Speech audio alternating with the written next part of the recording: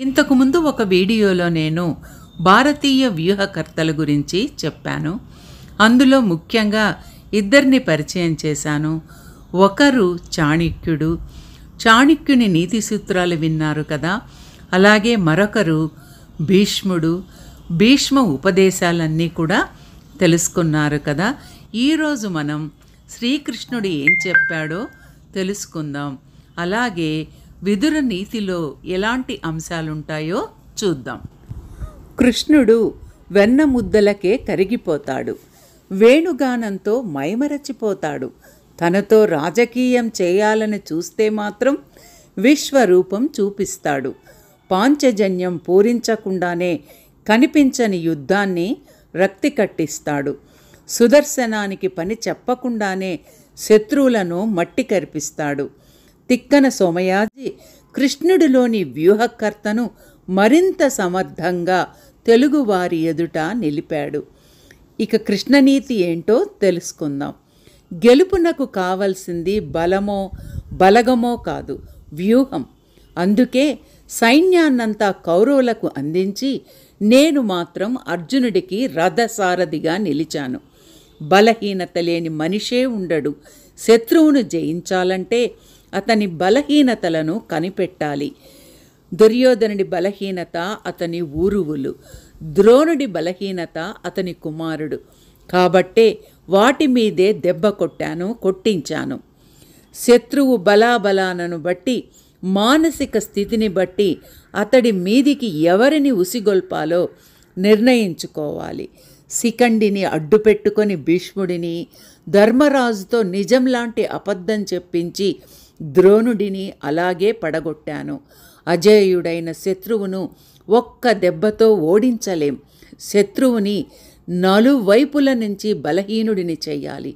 ఇందుకు కర్ణుడి మీద సాగించిన తంత్రమే ఓ ఉదాహరణ.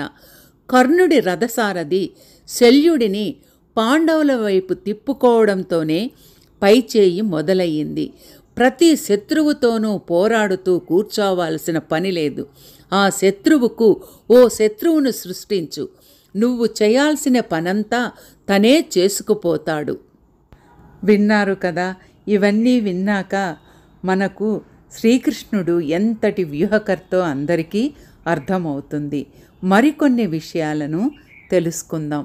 ముఖ్యంగా మన వాళ్ళు మనతోనే ఉంటే 1000 ఏనుగుల బలం. మన వాళ్ళు శత్రు శిబిరంలోనూ ఉంటే అంతకంటే బలం. నేను శల్యుడిని కౌరవుల వైపు పంపింది అందుకే.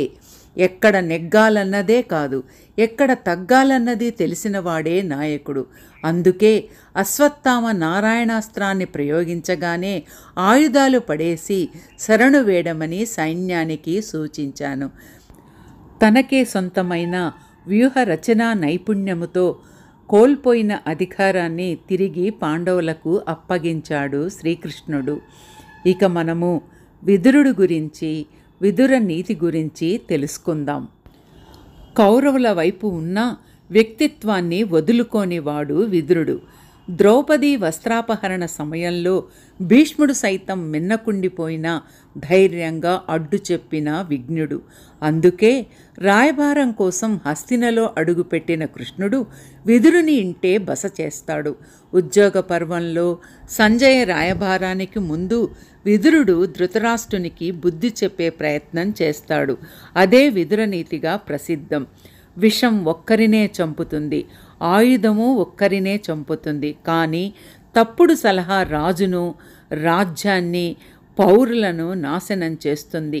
అత్యాశపరునిని, నడవడి సరిగ్గా లేనివాడిని, ప్రజాదరణ కరువైన వాడిని, మోసకారిని, దుర్మార్గుడిని, సమయం సందర్భం తెలియని వాడిని నాయకుడు తన పక్షాన చేర్చుకోకూడదు. ఒంటరి చెట్టు ఎంత బలంగా ఉన్నా, దాని వేళ్ళు ఎంత లోతుగా ఉన్నా గాలి దుమారాన్ని తట్టుకోవడం కష్టం. అలాంటి చెట్లు ఓ సమూహంగా ఉంటే ఈదురుగాలి సైతం పలచబడిపోతుంది. నాయకుడు కూడా అంతే. చుట్టూ బలమైన అనుచరులు ఉంటే ఎంతటి సంక్షోభాన్నైనా ఎదుర్కోగలడు. యుద్ధంలో గెలిచేందుకు దేవతల సాయం అక్కర్లేదు. వాళ్ళు ఇచ్చిన తెలివిని సక్రమంగా వినియోగించుకుంటే చాలు. అదే తెలివి భ్రష్టు పడితే ఏది తప్పో ఏది ఒప్పో తెలియని మూర్ఖత్వంలో కూరుకుపోతాడు. ఓటమిని కొని తెచ్చుకుంటాడు. నిగర్వం, నైపుణ్యం, నిజాయితీ, చురుకుదనం, దయ, పరిశుభ్రత, ఆరోగ్యం, వాక్చాతుర్యం ఈ 8 లక్షణాలు ఉన్నవాడినే సహాయకునిగా నియమించుకోవాలి. ఆజ్ఞలు పాటించని వారిని, పిలిచిన వెంటనే పలుకని వారిని, మొండిగా వాదించేవారిని తక్షణమే తొలగించాలి అంటాడు విదురుడు. విన్నారు కదా విదురనీతి. ప్రతి ఒక్కరిది ఒక ప్రత్యేకమైన శైలి అండి. ఈ భారతీయ వ్యూహకర్తలు నలుగురు కూడా నిజంగా చాలా విషయాలు మనకు తెలిపిన వారే. ఈ భారతీయ వ్యూహకర్తలను మనము చక్కగా అనుసరించినట్లయితే మనము కూడా ఎన్నో విజయాలను సాధించవచ్చు. తనదైన రాజనీతితో చంద్రగుప్తుడిని రాజును చేశాడు చాణక్యుడు. తనకే సొంతమైన వ్యూహ రచనా నైపుణ్యంతో కోల్పోయిన అధికారాన్ని తిరిగి పాండవులకు అప్పగించాడు కృష్ణుడు. వైఫల్యం అంచున ఉన్న కౌరవులను ఒడ్డున పడేసే ప్రయత్నం చేశాడు విదురుడు. పాలనలో తన అపార అనుభవాన్ని పాండవుల ద్వారా రేపటి తరాలకు అందించాడు భీష్ముడు. విన్నారు కదా ఫ్రెండ్స్, నలుగురు భారతీయ వ్యూహకర్తల గురించి నేను చదివిన వాటిని మీతో పంచుకున్నాను.